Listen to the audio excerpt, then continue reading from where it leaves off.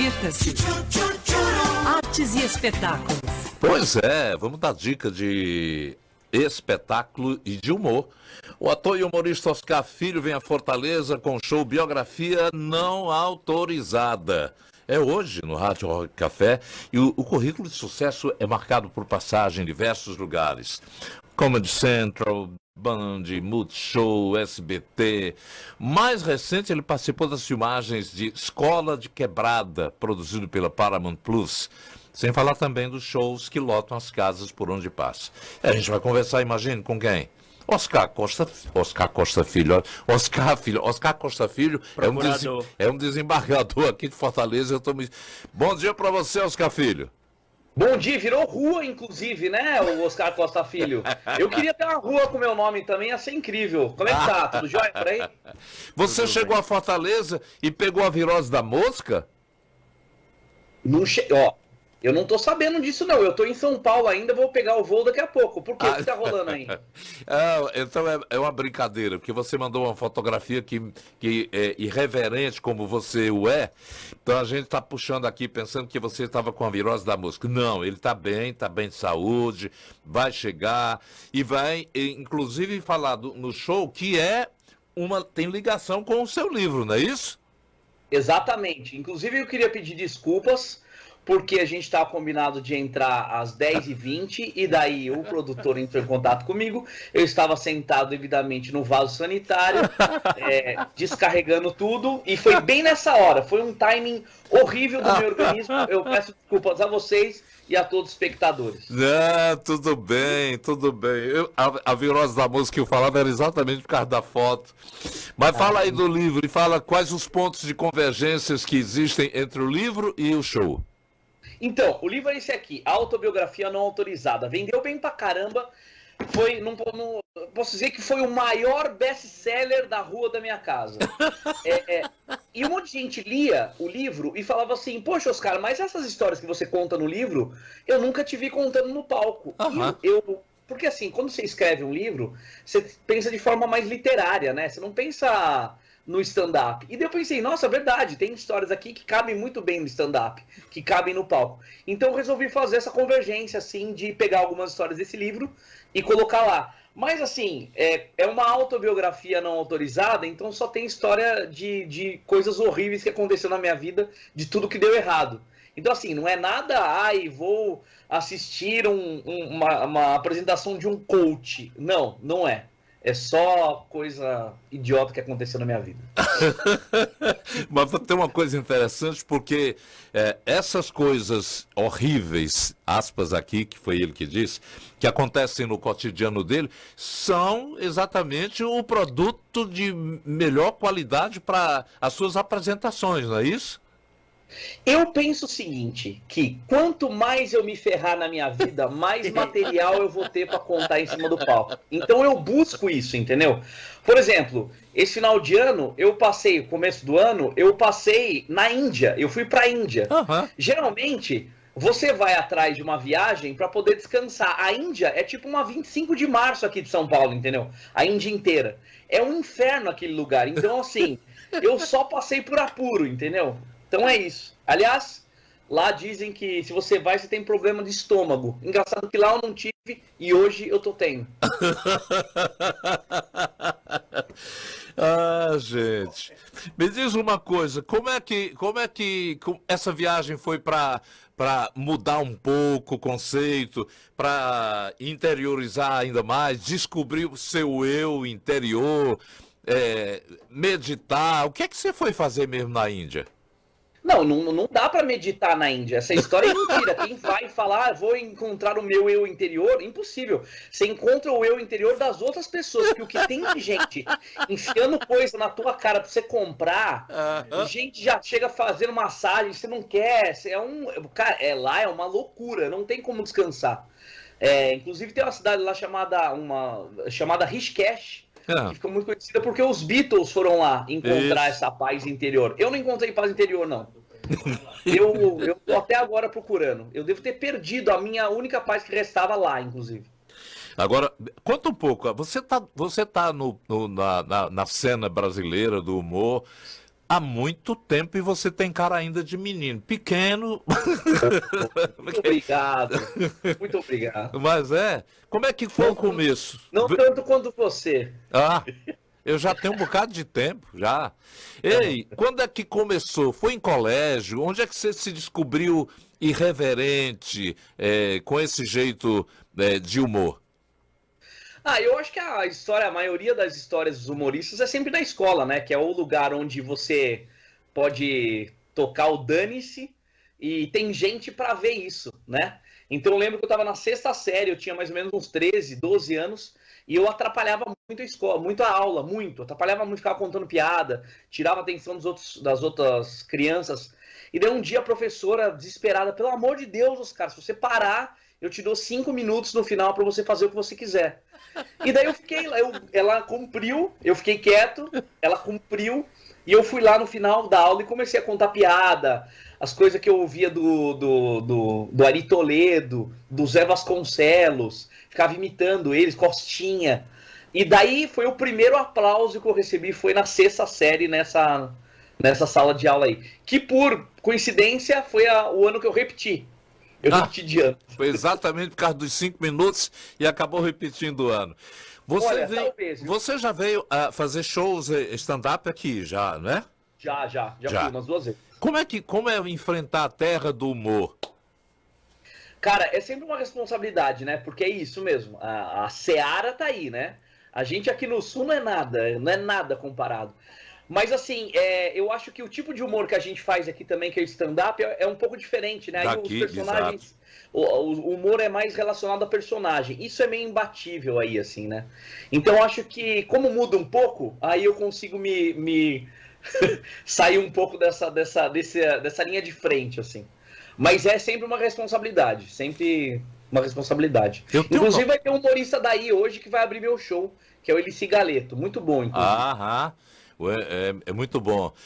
A gente tem notado que o humor brasileiro tem dado uma paradinha, um descanso. Os programas televisivos de humor, tem a Praça é Nossa na TV aberta e na TV fechada, no Multishow, alguns programas saíram do ar. Estão sendo feitos apenas repetecos. O que é que está acontecendo? Essa é uma pausa ou o humor acabou o humor? Não, eu acho que o que está acontecendo é bem simples, é uma covardia das televisões. É uma covardia, acho que não tem outra palavra.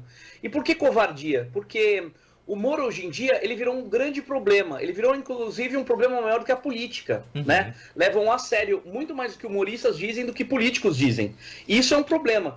Eu não sei se tem esse estudo, se os humoristas estão sendo mais processados do que políticos deveriam ser. Até porque eles são protegidos, né? Então, enfim. Aí o que acontece a emissora, ela não quer tomar processo, ela não quer se envolver em problemas.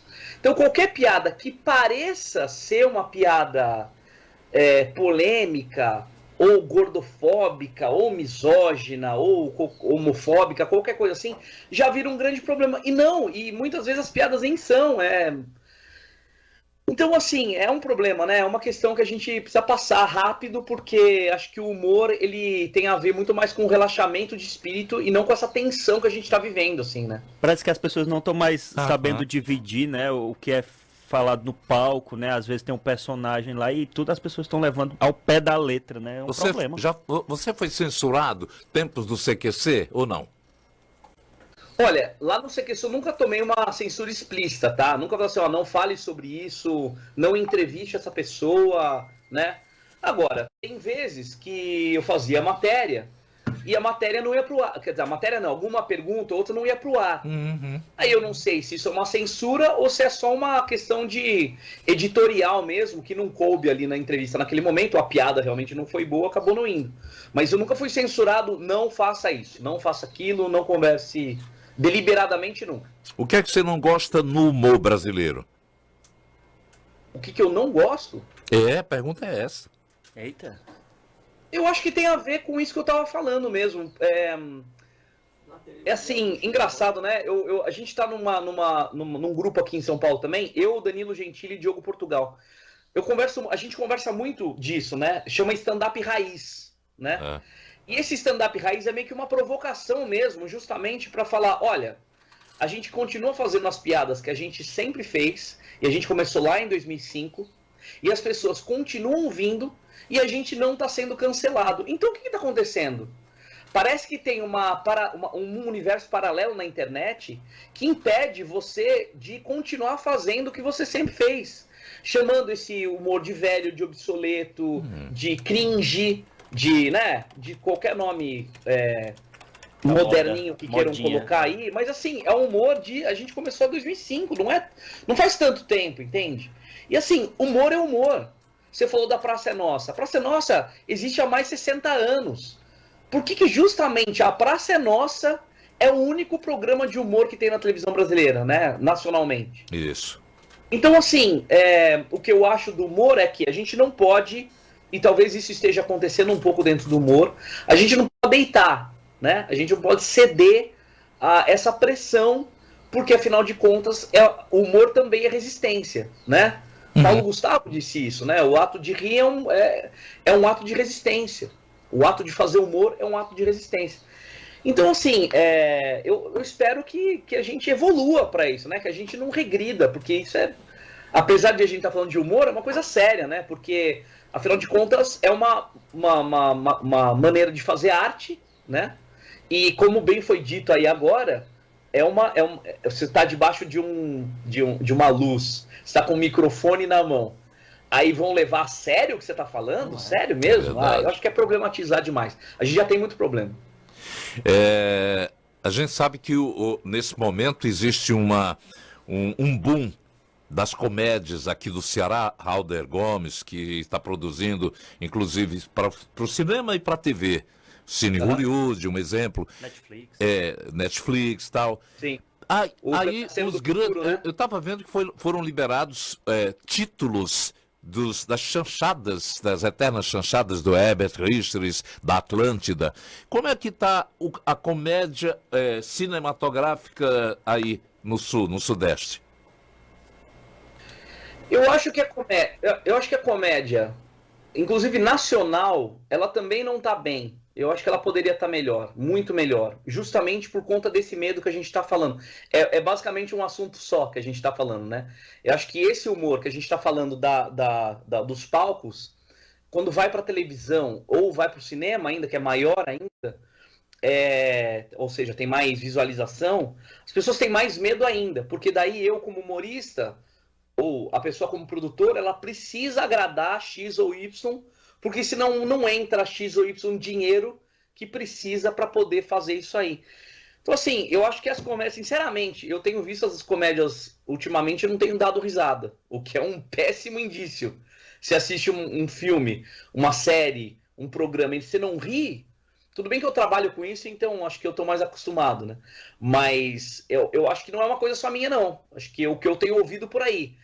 Só o fato de você me fazer essa pergunta, imagino que ela vem um pouco embutida de... O que você tá achando desse humor aí que não tá acontecendo? Ou tô errado? Ou fiz a leitura errada? Não, você está fazendo a leitura correta, porque a gente nota que há, nesse momento, é como se estivesse sendo colocado assim à margem os humoristas e o humor da grade da televisão brasileira.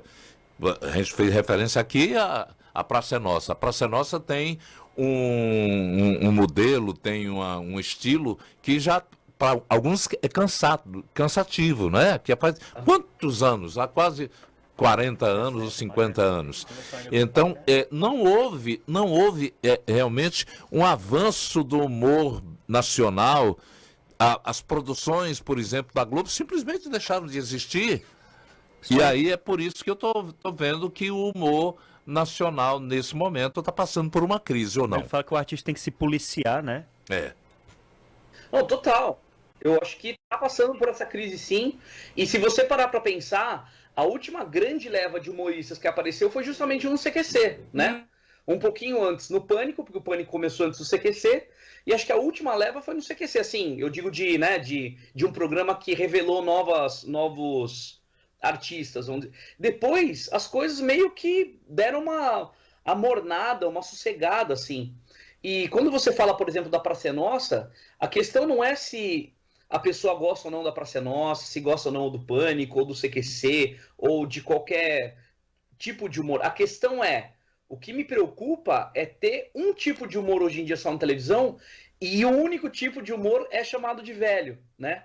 Então acho que assim, tem que ter tudo, tem que ter absolutamente tudo. O tipo de humor que você não gosta e que eu gosto, o tipo de humor que eu gosto e que você não gosta, tem que ter tudo, né? Porque a gente tem que falar tanto de diversidade, mas a diversidade no humor não está acontecendo. Mas eu não estou falando mal da praça, eu estou contando que na grade televisiva é a única resistência que tem nesse momento, não é?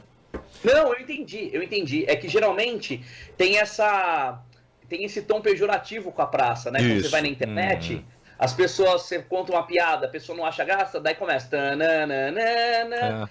O que é engraçado, mas assim também, é um tom pejorativo que, pra molecada, pros jovens de hoje, acham um humor ultrapassado. E não é, né? A gente tem uma boa parcela da população que gosta desse tipo de humor, e tanto é que tá ainda na televisão, senão nem estaria mais, né?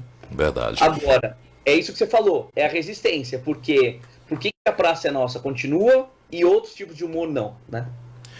Oscar Filho, prazerzão ter conversado com você. Eu convido o pessoal aí para o show.